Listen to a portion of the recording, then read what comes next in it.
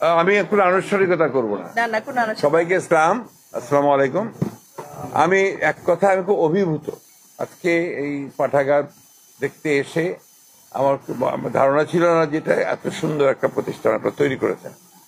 এখানে বইয়ের কালেকশন আরো বাড়াতে হবে, আর সেই সঙ্গে আপনার এখানে আপনার পাঠকদেরকে আকৃষ্ট করার জন্য একটা ইন্ডিভিজুয়াল ইনিশিয়েটিভ লাগবে। আপনাদের প্রত্যেকেই চেষ্টা করবেন। আরেকটা জিনিস আমার কাছে মনে হয় যে এটা করলে হবে, ছাত্ররা তো আপনার সবাইকে অনলাইনে পড়াশোনা করতে হয়, তাই না?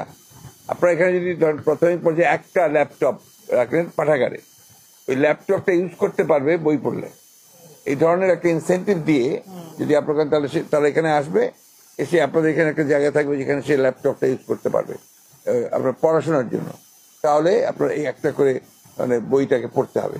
এই ধরনের একটা ইনসেন্টিভ দিয়ে আস্তে আস্তে আস্তে যদি করেন তাহলে এটা আপনারা দেখবেন যে ছড়াই যাবে। আর ছাত্রছাত্রীদেরকে আনার জন্য সবচেয়ে ভালো পদ্ধতি হচ্ছে যে এখানটা স্কুলের শিক্ষক, তারপরে আপনার কলেজের শিক্ষক সবাই আছেন, তারা মোটিভেট করে এখানে আপনার 5 জন 10 জন করে আস্তে আস্তে জানতে শুরু করেন। আর আরেকটা কাজ করা যেতে পারে, এখন না আর একটু পরে করতে পারবেন, লেন্ডিং বুকস। বইটা দিলেন, রোস্টার থাকলো, লিখে নিলেন বইটা, দিয়ে ওখানে বইটা সে নিয়ে গেল, নিয়ে আবার ফেরত দেবে পড়ে।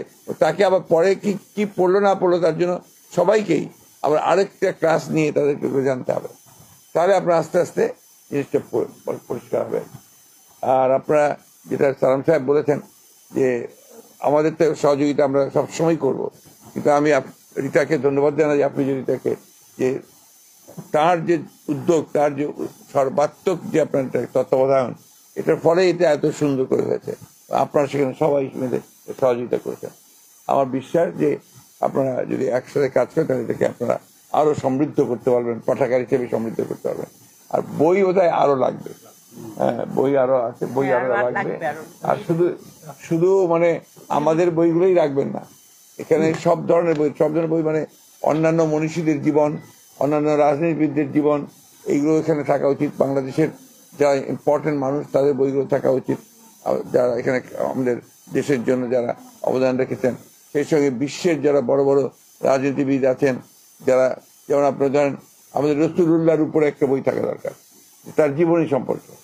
শুধু কোরআন শরীফ একটা আছে, আমি দেখতে পাচ্ছি নিয়ামুল কোরআন টোরআন আছে, কিন্তু এখানে রসুলুল্লাহর জীবনের উপর বিশ্বনবী এখানে থাকা দরকার, তাহলে সবাই জানতে পারবেন। এইগুলো দরকার। সেই সঙ্গে আপনার ইতিহাস সম্পর্কে বই থাকা দরকার, বাংলাদেশের ইতিহাস, ভারতবর্ষের ইতিহাস সম্পর্কে বইগুলো থাকতে হবে। এগুলো একটু কালেকশন করতে হবে, কিন্তু উদ্যোগ নিয়ে আমি ওই জন্য যারা প্রেসিডেন্ট সেক্রেটারি আছেন তাদেরকে অনুরোধ করবো যে আপনার ব্যক্তিগত উদ্যোগ। লাইব্রেরিয়ানকে এখানে আমি একটু পরিচয় করতে চাই। কই? ও, আপনি লাইব্রেরিয়ান? আচ্ছা, পড়াশোনা করছেন কতদূর? একটু কমপ্লিট করছেন, গ্রাজুয়েশন করবেন তো? করেন। আপনাকে কিন্তু এখানে সবচেয়ে আগে পড়াশোনাটা করতে হবে, প্রত্যেকটা বই সম্পর্কে আপনাকে জানতে হবে। এটা কিন্তু লাইব্রেরিয়ানের সবচেয়ে বড় কাজ। এবং এই বইগুলো আপনি ক্যাটালগ করবেন, ক্যাটালগ তৈরি করে ফেলেন। কোন কোন বই আছে, বইগুলোর নাম লিখে, নাম্বার লিখে, ওই বইগুলোতে আপনার ওই একটা নাম্বার লাগাতে হয়। তারপর অন্য কাজের মধ্যে নিয়ে স্টিকার, ছোট্ট একটা স্টিকার পেছনে দিকে লাগাতে হয়।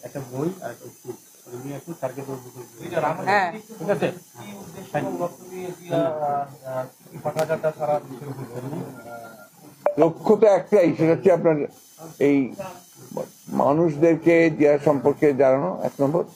2 নম্বর হচ্ছে যে জ্ঞানের ভান্ডারকে আরো সমৃদ্ধ করা, এটা আপনার সবচেয়ে বড় জরুরি। এবং আমাদের দেশের মানুষকে, বিশেষ করে আপনার ছাত্রদেরকে, আমাদের একটু প্রবণতা দেখা দিয়েছে যে তারা বইটই পড়তে চায় না। বই পড়ার হ্যাবিটটা করতে হবে। আজকে না, আমি নিজে বলি আপনাকে, আমার কথা বলি, আমি যখন খুব ছোট প্রাইমারি স্কুলে পড়ি, তখন আমি, আমার বড় বোন, আমার ছোট বোন, আমরা নিজের একটা লাইব্রেরি করেছিলাম। আমরা যে টিফিনের যে পয়সা পেতাম, সেই পয়সা বাঁচিয়ে আমরা বই কিনে আমরা একটা নিজের আমাদের বাসায় আমরা একটা লাইব্রেরি তৈরি করেছিলাম। এই যে টেন্ডেন্সি ছিল তখন আপনার, ওই প্রবণতা, এবং বই পড়তাম, নতুন বই আসলেই বই কিনে বই পড়তাম।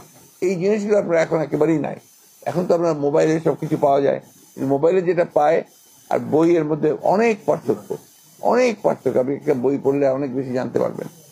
ইতিহাস জানা দরকার, দেশের ভূগোল জানা দরকার, রাজনীতি জানা দরকার, আর সেই সঙ্গে আপনার বিজ্ঞানের ছাত্র যারা, তার বিজ্ঞানের সম্পর্কে জিনিসগুলো জানা দরকার। আবিষ্কারগুলো সম্পর্কে জানা দরকার, সমাজকে জানা দরকার।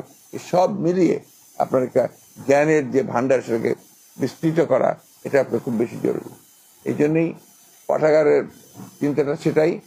শুধু জিয়াউর রহমানের বই এখানে না, বা বিএনপির রিলেটেড বইপত্রই না, জাতীয়তাবাদী বইপত্র, এখানে সব ধরনের বই, সব চিন্তা আপনার শত ফুল ফুটবে তার চিন্তার মধ্যে আসবে। এই জিনিসটাকে এখানে আপনার করা প্রয়োজন বলে আমি মনে করি।